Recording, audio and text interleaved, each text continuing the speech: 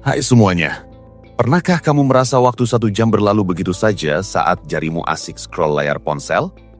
Atau niat awalnya cuma mau cek notifikasi sebentar? Tahu-tahu udah larut malam dan kamu masih saja terpaku di depan layar. Entah itu Instagram, TikTok, Twitter, atau Facebook. Kalau jawabannya iya, berarti kamu nggak sendirian. Fenomena ini bukan lagi hal aneh, bahkan bisa dibilang jadi bagian tak terpisahkan dari kehidupan kita.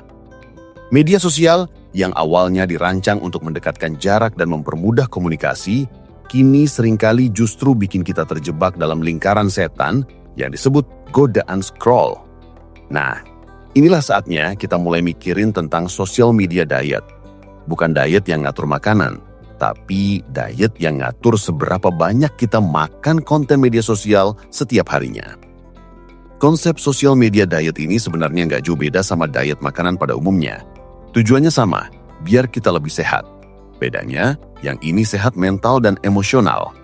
Kita semua tahu kalau sesuatu yang berlebihan itu nggak baik, termasuk juga konsumsi media sosial.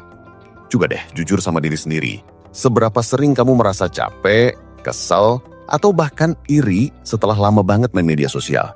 Gak jarang kan, kita ngelihat hidup orang lain kok kayaknya sempurna banget, liburan terus, barang-barangnya bagus, karirnya mulus, sampai akhirnya kita jadi insecure dan ngerasa hidup kita biasa-biasa aja.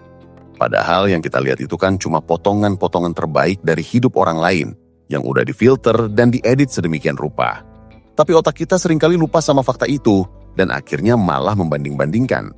Inilah salah satu efek samping yang bikin godaan scroll jadi makin bahaya. Ketika kita terus-menerus terpapar konten media sosial, otak kita itu kayak lagi dikasih gula terus-terusan.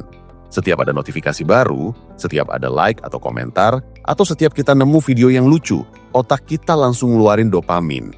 Dopamin itu semacam zat kimia di otak yang bikin kita ngerasa senang dan puas. Nah, perasaan senang ini yang bikin kita jadi ketagihan.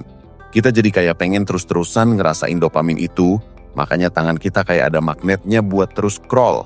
Lama-lama, ini bisa bikin kita jadi nggak produktif, bahkan sampai mengganggu tidur dan hubungan kita sama orang-orang di dunia nyata. Bayangin aja, lagi kumpul sama teman-teman atau keluarga, tapi mata kita malah sibuk ngeliatin layar ponsel. Padahal orang-orang di depan mata kita butuh perhatian kita. Ini kan jadi ironis banget. Media sosial yang seharusnya mendekatkan, malah bikin kita jadi jauh. Lalu gimana sih caranya biar kita bisa bertahan dari godaan scroll ini? Gak gampang memang, apalagi kalau kita udah terbiasa banget sama media sosial. Tapi bukan berarti gak mungkin. Langkah pertama yang bisa kita lakukan adalah sadar diri. Sadar kalau kita punya masalah dengan penggunaan media sosial kita.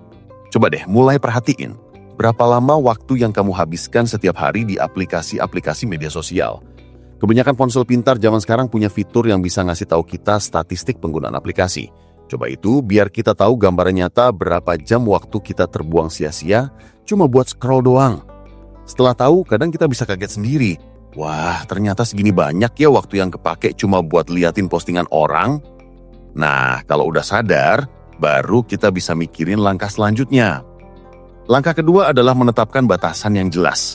Sama kayak diet makanan yang ngatur porsi, kita juga perlu ngatur porsi waktu kita di media sosial. Misalnya, tetapkan target cuma boleh main media sosial 1 jam sehari, atau cuma boleh cek media sosial di jam-jam tertentu aja. Misalnya pas istirahat makan siang, atau pas malam hari sebelum tidur. Penting banget buat konsisten sama batasan yang udah kita buat. Awalnya pasti susah banget, karena tangan kita udah terbiasa refleks ngambil ponsel. Tapi lama-lama kalau kita disiplin, otak kita bakal terbiasa dan gak lagi minta dopamin dari media sosial. Kita juga bisa manfaatin fitur-fitur yang ada di ponsel, kayak digital well-being atau screen time, yang bisa ngasih peringatan kalau kita udah melebihi batas waktu penggunaan aplikasi. Bahkan ada juga aplikasi pihak ketiga yang bisa membantu kita memblokir akses ke media sosial setelah batas waktu yang kita tentukan habis. Selain itu, penting juga buat membuat zona bebas media sosial. Maksudnya, ada beberapa tempat atau waktu di mana kita nggak boleh sama sekali buka media sosial. Misalnya di kamar tidur. Sebelum tidur, jangan pernah pegang ponsel buat main media sosial. Ganti kebiasaan itu dengan baca buku, dengerin musik yang menenangkan, atau ngobrol sama pasangan atau keluarga. Kalau kita main media sosial sebelum tidur, cahaya biru dari layar ponsel itu bisa mengganggu produksi melatonin, hormon yang bikin kita ngantuk. Alhasil, kita jadi susah tidur, dan kualitas tidur jadi menurun. Bayangin aja, besoknya bangun-bangun udah lemes dan gak fokus cuma karena semalam kebanyakan scroll sebelum tidur. Meja makan juga bisa jadi zona bebas media sosial. Pas lagi makan sama keluarga atau teman-teman, fokuslah sama mereka. Jangan sibuk sama ponsel masing-masing. Ini momen buat saling berbagi cerita dan mempererat hubungan, bukan buat pamer makanan atau update status. Kemudian cobalah untuk mengganti kebiasaan buruk dengan kebiasaan baik. Kalau biasanya pas lagi bosan langsung buka Instagram, sekarang coba ganti dengan hal lain yang lebih positif. Misalnya, baca buku, belajar hal baru, olahraga, main musik, atau ngobrol sama orang-orang di sekitar kita. Awalnya mungkin terasa aneh atau hambar, karena otak kita udah terbiasa sama stimulasi yang cepat dari media sosial. Tapi pelan-pelan, kita bakal ngerasain manfaatnya. Kita jadi punya lebih banyak waktu buat ngembangin diri, mengejar hobi, dan menjalani hidup yang lebih bermakna di dunia nyata. Kita juga bisa coba unfollow akun-akun yang bikin kita jadi insecure atau yang gak ngasih dampak positif buat kita. Penuhi feed media sosial kita dengan konten-konten yang inspiratif, informatif, atau yang memang kita butuhkan. Ibaratnya kalau kita cuma makan makanan yang gak sehat, badan kita juga jadi gak sehat. Sama juga kayak media sosial. Kalau kita cuma ngikutin akun-akun yang bikin stres, ya pikiran kita juga ikut stres. Gak kalah pentingnya adalah mencari dukungan. Kalau kamu merasa kesulitan buat lepas dari godaan scroll sendirian, jangan ragu buat minta bantuan sama teman, keluarga, atau bahkan profesional. Ceritain apa yang kamu rasain dan minta mereka buat ngingetin kalau kamu mulai kebablasan main media sosial. Bisa juga ajak teman-teman buat ikutan social media diet bareng. Jadi ada support system yang bisa saling menguatkan.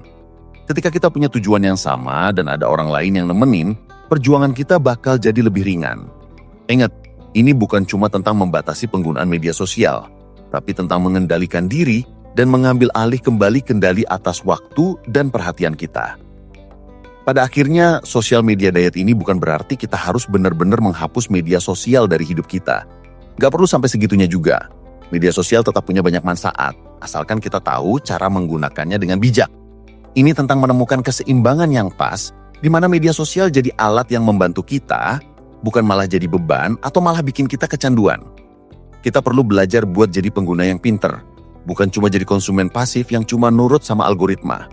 Dengan begitu, kita bisa menikmati manfaat media sosial tanpa harus terjebak dalam godaan scroll yang bikin kita kehilangan waktu, energi, dan bahkan kesehatan mental. Jadi, siapkah kamu memulai sosial media dietmu sendiri? Ini bukan sprint, tapi maraton. Akan ada kalanya kamu tergoda buat scroll lagi. Tapi yang penting adalah terus coba dan gak menyerah.